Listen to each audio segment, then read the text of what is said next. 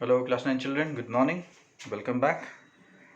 In fact, after a week's or a little more of the week, we are back again with our online class. Hope you all are safe and fine at home and also have done your unit test well. So, to come back with our class, if you remember before the unit test, I had told you that after the unit test gets over, we'll be carrying on with uh, The Merchant of Venice, written by William Shakespeare. So today is the day that has come to you. So we'll carry on with The Merchant of Venice today. So no doubt we will be seeing the surface of the play, The Merchant of Venice today. So, and try to understand what kind of play is The Merchant of Venice, written by William Shakespeare. And accordingly, we'll catch up the lines and then we proceed with the play. So, just to have a recap of what we had done before a unit test, if you remember, we got over with the last poem we had in our textbook Treasure Trove, where we saw After Blenheim, written by Robert Southey. Hope the poem was understood, and in fact, it was a very beautiful poem written against the war. And you might have also understood the content of the poem. So, with the completion of the poem After Blenheim, we have covered 4 of the poems out of 5 poems we have in the syllabus. And to talk about story, there also out of 5 stories we have finished 4 of the stories. That leaves us only one story to go with. So we'll be taking up those 2 stories in our time that knocks. But before that, let us see and introduce the play The Merchant of Venice today. So here we go. So I'm your guesser, teaching you the very important play in your ICSE syllabus, The Merchant of Venice. So first of all, I would like to ask whether you have heard about William Shakespeare or not, because you might not have done any of the plays written by him in your other classes.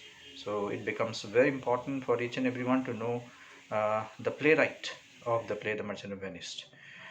So first and foremost, we'll try to understand the life story of William Shakespeare.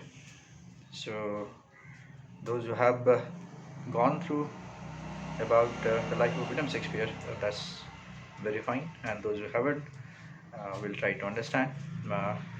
So first and foremost, who was William Shakespeare, right? The one who has written the book The Merchant of Venice. The great person William Shakespeare is popularly known as Bard of Avon, as you know, right? Bard of Avon. So what do you mean by Bard? Bard means poet, right? So William Shakespeare is nicknamed the Bard of Avon, right? So Bard, as I told, is a poet. A poet is called a Bard, and he was a poet in the initial stage of his life, and he was born in a place called Stratford-on-Avon. That's why he's called Avon, right? So Bard of Avon. So hope you understood the nickname of William Shakespeare, the Bard of Avon, right? So the great person William Shakespeare was born on 23rd April in the year 1564 in Stratford-on-Avon in London, in England, right? And regarding his childhood life, he suffered uh, a lot, and his father, John Shakespeare, uh, who was the son of Richard Shakespeare, right? He owned a small business of his own. Some historians say that John Shakespeare was a corn merchant, and the other half of the historians say that he used to deal in leather goods, right? So there are, I mean, uh, a different versions given by the historians. But whatever we said in common, we'll go with it. So most of the books say that his father was a farmer. He was a corn merchant, right? He was a small businessman, right? So owing to a small business that he had, that was the reason why here William Shakespeare was not admitted in a school at the early stage of his life. So when he was 9 years old, William Shakespeare was admitted to a school. The school name King Edward's the Sixth Grammar School in London, right? In his own birthplace, Stratford-on-Avon in England. And however, his schoolings could not be continued because his father wanted him in his business to run. Right, that's why he had to leave school at a very early stage of his academic career. Right, and he started assisting his father in his business. Right, and when William Shakespeare became 18 years old, he got married, right? He got married to a lady. So I'm calling a lady because Annie Hathaway was her name. She was 5 years senior in age than Shakespeare was, right? So that was the reason. Here, boy Shakespeare, William Shakespeare, whose age was 18, he got married to his senior age lady. However, the marriage life was happy and successful. After a year of their marriage, they had a daughter born as the first child in the family. They named her Susanna Shakespeare, right? And 2 years later, again, they had twins born, right? Uh, they both were sons. Okay, some books even say that there were two daughters and a son, but the maximum of the books say that he had one daughter and two sons. The two sons, however, were the twins. Their names were Judith and Hamlet, right? And the historians also say that Hamlet was the apple of an eye of William Shakespeare. That means he loved his son Hamlet so much, right? And it is obviously said, the one who is so dear to one's heart uh, um, leaves early uh, um, from the world, right? And perhaps this happened with Hamlet. He died at a very young age, right? And this may be the reason that Shakespeare wrote a play in his son's name, Hamlet, right?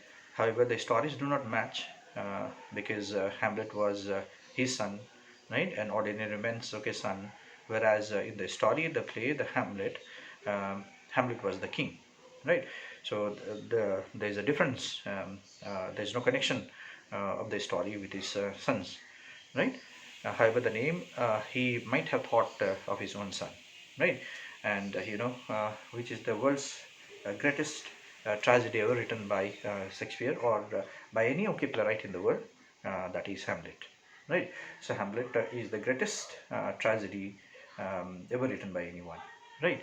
So that is what is William Shakespeare's life is so far. And you see, uh, in 1590, nope, nobody um, um,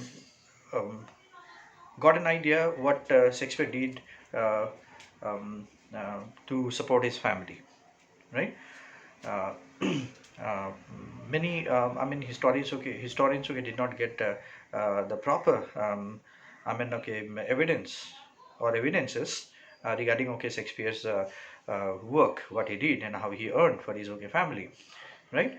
But there was a rumor in Stratford-on-Avon, where he was born, that Shakespeare had stolen a deer or a goat. Now look at the difference of the opinions of the historians.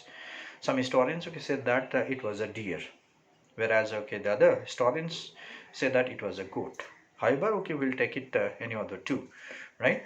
So uh, it was a rumor that the people began to make a fuss and began to talk about it, that Shakespeare had stolen a deer or a goat from a very well-known citizen of Stratford-on-Avon, right?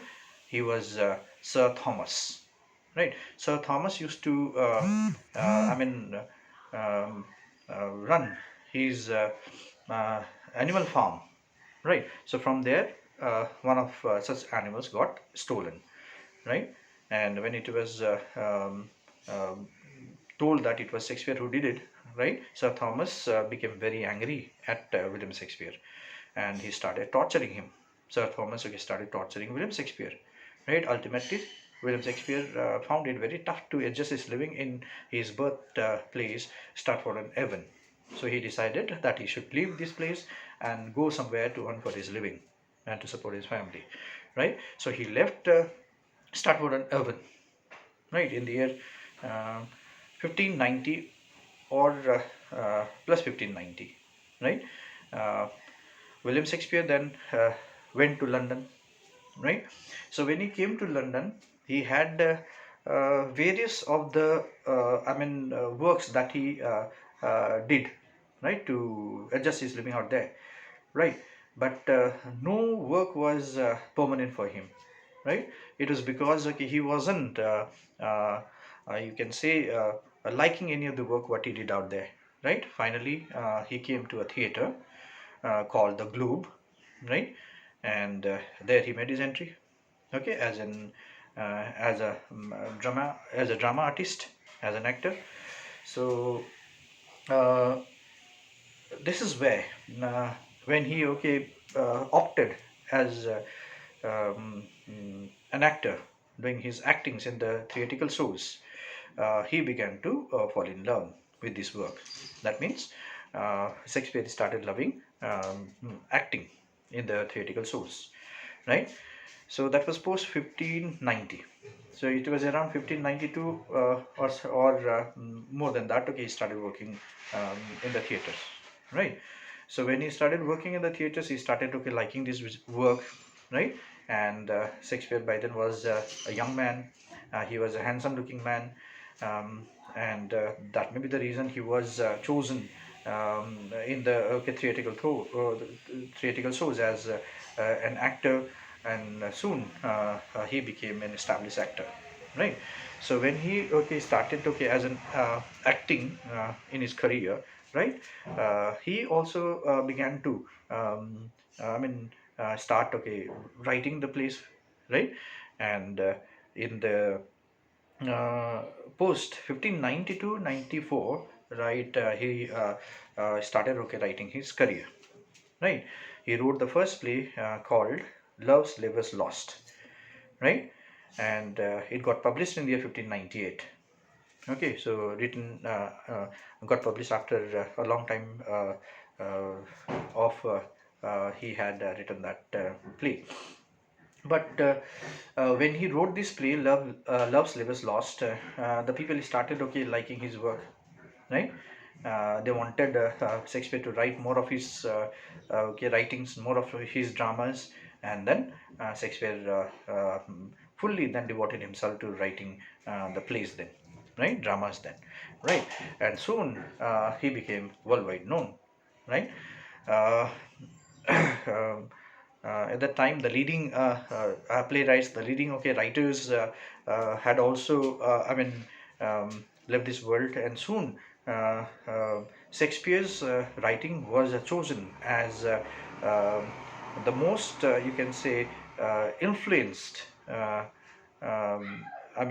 Publications okay of the people, right? So the people okay started liking his work, right? And they became hungry to know more of okay William Shakespeare's okay writing, right? They were waiting for okay Shakespeare to publish more of his writings, more of his dramas, right?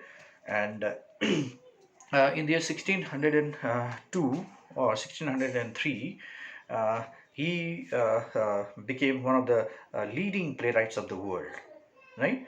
So his name was now known in the entire world. Who is okay William Shakespeare now? So you see from where he came and what he became in just the span of 10 to 12 years of his life, right? So when he left his hometown, Stratford-on-Avon, he had nothing, right? There was a rumor that Shakespeare had stolen a deer or a goat, and Sir Thomas made Shakespeare's life very difficult to live in Stratford-on-Avon. Thereby, Shakespeare had to leave this place and go searching his job somewhere. He reached to London, and he uh, did many odd jobs out there to survive, and later on he came to a theatrical source, right? And now you see, right, he became an established playwright, and not only just a playwright, one of the leading playwrights of the world, right? Now the entire world knows him, right? People are now waiting for his dramas to be published, right? And by then, 1608 or 1609, he had earned a lot of money, right, through his actings and then writings, right? He had earned a lot of money for himself, right? Uh, as you know, William Shakespeare had given to this world around 37 uh, mighty plays, mighty dramas in the world ever written by anyone, right? So, in just the span of 22 to 24 years of his writing career, William Shakespeare gave the world 37 richest plays, right? Imagine, okay, how hard work he had done in just 22 to 24 years of his life, right? So the very proverb, okay, rightly hits here. When there is a will, there is a way, right? So William Shakespeare met that will, and he found a way, right? So before that, you see, in Stratford-on-Avon, he was nothing. He was a simple man, an ordinary man living in the town. And when he came to London, acted, okay, there in the theatrical shows, in the theater called the Globe. Uh, he became an actor. He started, okay, writing the plays. He became a playwright, and then became and rose himself to be one of the leading playwrights of the world. Right, thereby earning a lot of money for himself. Right. Okay. So uh, in the year 1609, it was believed that Shakespeare then returned to his hometown, Stratford-on-Avon, right? But when he returned to his hometown, he was not an ordinary man like what he was when he left this place, right? So when he came back, he was a rich man, a very rich man, right? A lot of money he had, right? And when he reached back to his hometown, he then purchased a house, right? In fact, to say a bungalow, a mansion, a large house, right, in his name, right? And he named that house uh, uh, the heaven, right? So see, so when he came back to his hometown, right, he then, okay, purchased a large house for himself, okay, and uh, he started, okay, living there, right? And when he returned, by the time he was uh, uh, grown in age, he was growing, okay, older, right? And he was yet writing his plays, even though when he was returned to his hometown. Uh, but the pace of his writing was, I mean, slower than what he was earlier, because earlier he was a young man, so he was facing those circumstances when he was acting, right? And so he had plenty of, okay, plays written there. So when he came back to his hometown, he continued, okay, writing his plays. He didn't stop, right? And when he was, okay, in his own hometown, he met his old friends, his bosom friends, his childhood friends, like Drayton, uh, Ben Johnson, right?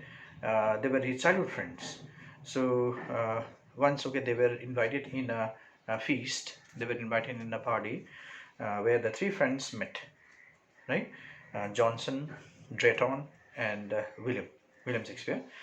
Three of them met, right?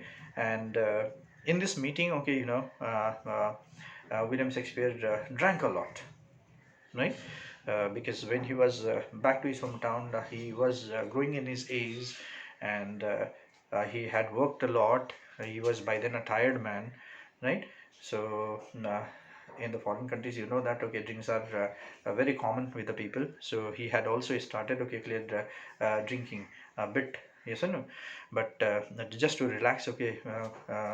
But when he attended the party with his friends, he uh, drank a lot because it was a very happy moment for Shakespeare to meet his old friends and then sit together and continue drinking. But the drinking continued for a long time, right? And Shakespeare got fever, right? So this is the fever which William Shakespeare could not convalesce, right? He could not recover, right, from his ill health, right? And thereby on 23rd April in the year 1616, he breathed last, right? He died, right? So look at the coincidence, right? He was born on 23rd April and died on 23rd April. He was born on 23rd April 1564 and died on 23rd April 1616, right? So see, okay, only great people are fortunate to have this kind of coincidences, right? To be born on the same day and died on the same day, right? So, uh, so it was okay that fever, right? That took the life of the great person in the field of literature who was right. He died, right? So his dead body was buried in the Stratford church where he was earlier christianed here itself, right? And mm, the very house of Shakespeare, which he had purchased when he came back to his hometown, the new palace was the name of the house, is today the National Museum of England, right? So, and his birthplace is regarded holy for all the English lovers. So, those who grew up loving English and want to pay a great tribute or homage to the king of English literature, William Shakespeare, would wish to go to Stratford and see his cemetery out there once, right? So such was the life of the great person William Shakespeare, right? So I hope you understood who was William Shakespeare. Uh, this is what is said about William Shakespeare. But one thing, okay, I'd like to say here that many people, okay, say behind every successful man's life there is the hand of a lady, right? I am sure that you have also heard about this proverb um, many times. But question arises: was there the hand of a lady in the life of William Shakespeare? Right?